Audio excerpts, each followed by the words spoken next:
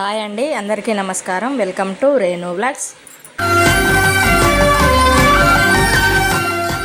ఈరోజు మా ఫ్యామిలీతో కాళేశ్వరం అయితే వెళ్తున్నాము. మార్నింగ్ 6:30కి ఇక్కడ నుండి గోదావరిఖని నుండి బయలుదేరాము. డైరెక్ట్గా గోదావరి నదికి వెళ్ళాము. ప్రయాగ్రాజ్లో ఏ విధంగా అయితే త్రివేణి సంగమం ఏర్పడిందో సేమ్ అలానే ఇక్కడ కూడా మాకు అదే విధంగా త్రివేణి సంగమం ఉంది. త్రివేణి సంగమంలో స్నానాలు ఆచరించి నదిలో దీపాన్ని అయితే వెలిగించాము. మేము వచ్చిన ప్రతిసారి ఇలానే చేస్తూ ఉంటాం. ప్రయాగ వద్ద గంగా, యమున మరియు పవిత్రమైన మూడవ నది సరస్వతి, ఈ మూడు నదులు ఏర్పడిన చోట త్రివేణి సంగమంగా పిలుస్తారు. అలాగే ప్రయాగలో త్రివేణి సంగమంలో ఒకటైన సరస్వతి నది ఈ కాళేశ్వరంలోని త్రివేణి సంగమంలో ఒకటిగా ఉంటుంది. సరస్వతి నది అదృశ్యంగా ప్రవహిస్తుందని చెప్తూ ఉంటారు. మే నెలలో సరస్వతి నదికి పుష్కరాలు రానున్నాయి.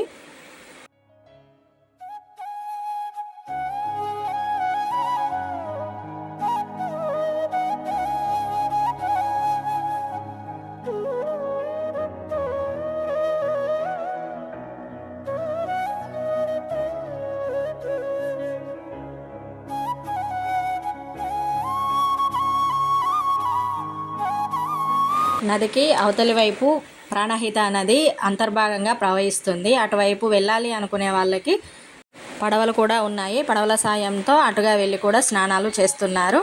మేము మార్నింగ్ 9 కల్లా అక్కడికి చేరుకున్నాము. కొద్దిగా భక్తులు అయితే అప్పుడే వస్తున్నారు.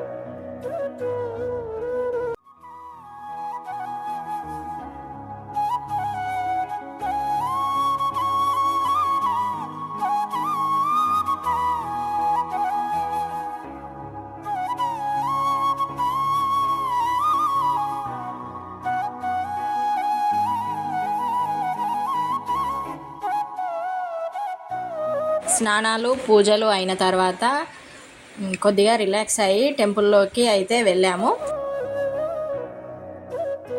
ఈ ఆలయంలో 2 శివలింగాలు ఒకే పానమట్టం మీద ఉండటం ఒక విశేషమైతే, ముక్తీశ్వర స్వామి లింగంలో 2 రంధ్రాలు ఉండటం మరో ప్రత్యేకత.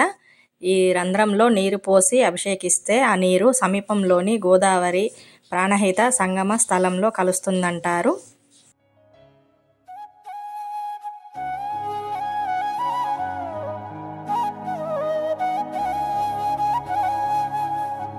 కాళేశ్వరంలో బ్రహ్మతీర్థం, నరసింహతీర్థం, హనుమాన్ తీర్థం, జ్ఞానతీర్థం, వాయుతీర్థం, సంగమతీర్థం వంటి తీర్థాలున్నాయి. చుట్టూ రమ్యమైన ప్రకృతి రమణీయతల మధ్యన పవిత్ర గోదావరి నది ఒడ్డున వెలసిన ఈ క్షేత్రం చాలా ప్రాచీనమైనది. మహాశివరాత్రికి అయితే భక్తులు ఎక్కువగా ఉంటారు. సాధారణంగా శివాలయాల్లో గర్భగుడిలో ఒకే శివలింగం మనకు దర్శనమిస్తుంది. కానీ కాళేశ్వర ఆలయంలో 2 శివలింగాలు ఒకే పానమట్టంపై మనకు దర్శనమిస్తాయి. అందులో ఒకటి ముక్తీశ్వరుడు అంటే శివుడు, మరొకటి కాళేశ్వరుడు అనగా యముడు. ఇటువంటి ప్రత్యేకత కలిగిన ఆలయం దేశంలో ఎక్కడా కనిపించదు. ఇవి ఈ ఆలయానికి సంబంధించిన పురాతనమైన ఫొటోసు. గర్భాలయానికి ముందు ఉన్నటువంటి హాల్లో వీటినైతే ఏర్పరిచారు. మేము శ్రీ కాళేశ్వర, ముక్తేశ్వర స్వామివార్లకు అభిషేకాలు చేయించి బయటికి అయితే వచ్చాము. ఇక్కడ శివ కళ్యాణం ప్రతిరోజు నిర్వహిస్తారు అంట.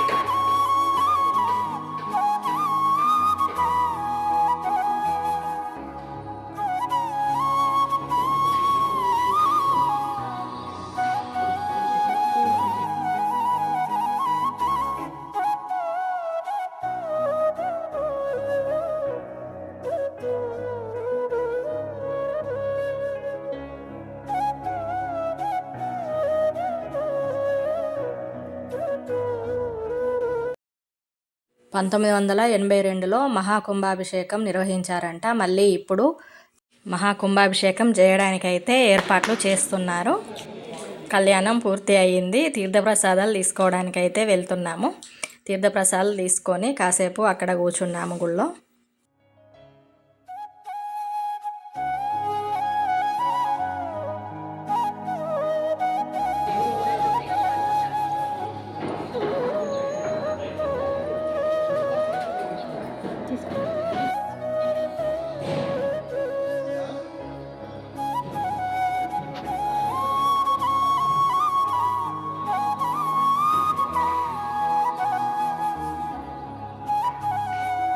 కళ్యాణం పూర్తయిన తర్వాత అమ్మవారిని వైభవలక్ష్మి ఆలయంలోకి తీసుకెళ్తున్నారు.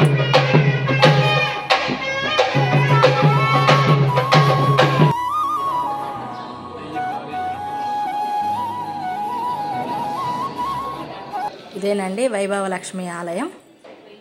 నదీ స్నానాలు, కాళేశ్వర ముక్తేశ్వర స్వామి అభిషేకాలు, వైభవలక్ష్మి దర్శనం పూర్తి అయ్యేసరికి మాకు మధ్యాహ్నం 1 అయ్యిందండి.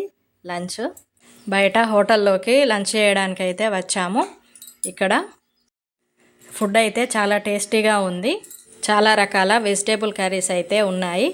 అప్పడాలు, ఆలుగడ్డ, సోరకాయ, పప్పు, టమాటా పచ్చడి, చారు, వంకాయ, చిక్కుడుగాయ, లాస్ట్లో వేసుకోవడానికి పెరుగు కూడా ఇచ్చారు. అన్ని రకాల ఐటమ్స్ ఉన్నాయి, చాలా బాగున్నాయి. అన్నం తిని కాసేపు అయ్యాక రిటర్న్ అయ్యాము. కాళేశ్వరం నుండి బస్సు 3:30కి స్టార్ట్ అయ్యింది. ఇంతేనండి ఈరోజు వీడియో. నా వీడియో కనుక మీకు నచ్చినట్లయితే లైక్ చేసి షేర్ చేయండి. అలాగే మొదటిసారి వీడియో చూస్తున్నట్లయితే సబ్స్క్రైబ్ చేయండి. మరిన్ని వీడియోస్తో మీ ముందుకు వస్తాను.